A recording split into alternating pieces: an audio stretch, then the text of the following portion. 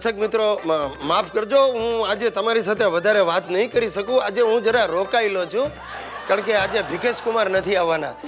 આ ભીખેશ કુમાર એટલે અમારા જમાઈ નથી, આ મારે ક્યાં દીકરી છે. આ તો ભીખેશ કુમાર એટલે ભીખો, અમારો ઘર ઘાટી. અમે એને લાડથી ભીખેશ કુમાર કહીને બોલાવીએ છીએ. સાહેબ, જમાનો જ એવો છે કે હવે ઘર ઘાટીને લાડ જ કરવા પડે. આ મારી બૈરી સુશીલા ઘણીવાર એનું મગજ ફરે ને ત્યારે મને તુકારે બોલાવે, પણ અમારા ભીખેશને તો એકદમ માનથી જ બોલાવે. અરે મને તો ઘણીવાર મોઢે સંભળાવી દે, તમે ચૂપ થઈ જાઓ, વર બીજો મળશે, નોકર નહીં મળે. આ ભીખેશ કુમાર આવે ને એટલે સવારના પોરમાં એને ગરમા ગરમ ચા ને બિસ્કિટ આપવાના જ. પછી ભલે મને ચા સાથે 2 દિવસ પહેલાની ભાખરી આપે. ભીખેશ કુમારને તકલીફ ન પડવી જોઈએ, કારણ કે એને જો તકલીફ પડે તો અમારા મેડમને તકલીફ પડે. આજે અમારા ભીખેશ કુમાર આવવાના નથી, એમની બેનને પરણાવવા માટે ગામડે ગયા છે. અચ્છા, મારી પાસેથી 2000 રૂપિયા એડવાન્સ લઈને ગયા છે. એટલે આજે બધું ઘરકામ અમારે કરવાનું. હા, ચા પાણીના વાસણો બાપુજી ધોશે, પોતા સુશીલા કરશે, પણ કચરો મારે જ કાઢવાનો. ભલે પછી મને કોઈ જોઈ જાય ને મારો કચરો થઈ જાય એનો વાંધો નહીં. અધૂરામાં પૂરું. આજે જ સોસાયટીની ટાંકીની મોટર બગડી છે, એટલે મારે બાજુવાળા પ્રીતિબેનને ત્યાં ધક્કા ખાઈ ખાઈને 10 બાલદી પાણી ભરીને લાવવું પડ્યું. જોકે પ્રીતિબેન તો મારા પ્રેમમાં પડી ગયા. અરે આખી સોસાયટીની બહેનોને કહી દીધું કે વર હોય તો ગિરીશ કુમાર જેવો જ કેટલું કામ કરે છે. આ સાંભળીને પ્રીતિનો વર મારા પર બુરાયો થયો છે. આ સુશલી સાલી દર 2 મિનિટે મારી પાસે આંટા ફેરા કરાવે છે. આ બાજુમાં શાંતાબેનને ત્યાં મેળવણ લેવા મોકલ્યો. એમણે મેળવણ તો આપ્યું, પણ મને કે ગિરીશભાઈ આવ્યા છે તો જરા આ બાવા ઝાડા પણ સાફ કરી આપો ને. કરી આપ્યા. બીજું શું, તમે માનશો મેં સવારથી આજે પાટલું નહોતું પહેર્યું. આ તમારી સામે બેસવાનું હતું એટલે તૈયાર થયો છો. જોજો કાંઈ ગેરસમજ નહીં કરતા. પાટલું નહોતું પહેર્યું એટલે બરમુડા પહેરીને ફરતો તો. આ બધા ઘરકામ કરવાના ને.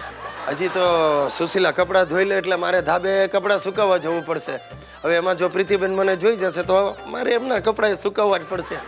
પણ આમ પ્રીતિબેન સારા, હા, મને કહ્યું આજે સાંજે આવજો અમારે ત્યાં બટાટા પૌવા ખાવા. સાહેબ, આ વાત છે, જોયું?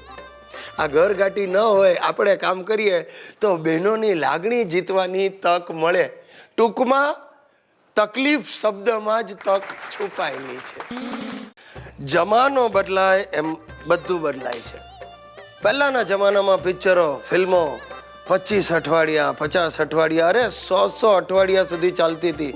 અને આજે ફિલ્મ 50 દિવસ પૂરા કરે તો સુવર્ણ દિવસ ઉજવાય છે. આજે 40થી ઉપરના હીરો ચાલે છે અને હિરોઈનો 25થી નીચેની જ જોઈએ. અને પાછું આ હીરો હિરોઈનોએ ફિલ્મના પ્રમોશન માટે ઠેર ઠેર જવું પડે. ધોળકા અને ધંધુકા.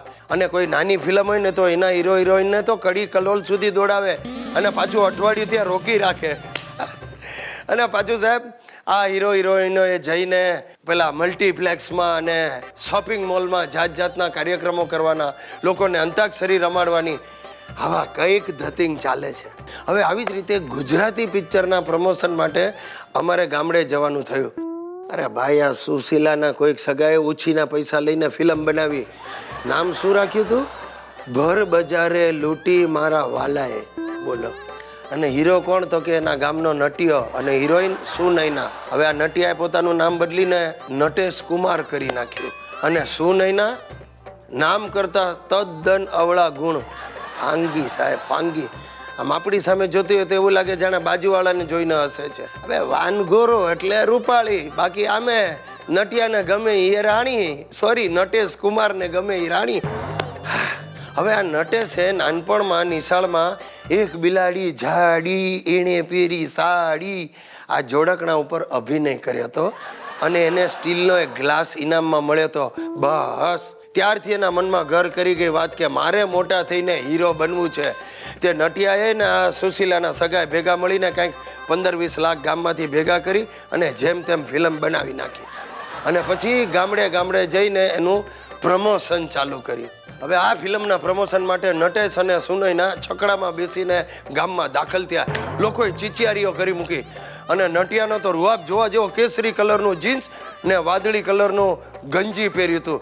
અને 6 પેક બતાવવા માટે એણે પોતાના લબડી ગયેલા પેટ ઉપર આમ 2-2 ઇંચના અંતરે ટાઈટ દોરીઓ બાંધી દીધી હતી.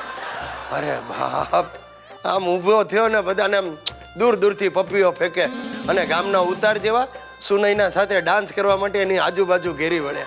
આ બધું જોતા નટેશને ને અમને બધાને થયું કે આ ફિલ્મ જબરજસ્ત હિટ જવાની. પણ સાહેબ બીજે દિવસે ફિલ્મ રિલીઝ થઈ, 2.5 કલાકમાં રિઝલ્ટ આવ્યું, નટેશ નાયો. 15 લાખમાં નટેશ ઉઠી ગયો સાહેબ. અરે ફિલ્મ જોવા આવેલા લોકો અમારી સામે પણ ગુરકિયા કરવા માંડ્યા. ગામમાંથી નીકળવું ભારે થઈ પડ્યું સાહેબ. ત્યારથી મેં પાણી મૂક્યું છે, આપણે કોઈ ફિલ્મના પ્રમોશન માટે જવું નહીં. અરે ત્યાં સુધી તમને કહી દઉં, આ બચ્ચન સાહેબ પણ જો મને બોલાવશે ને તો હું ના પાડી દેવાનો છું.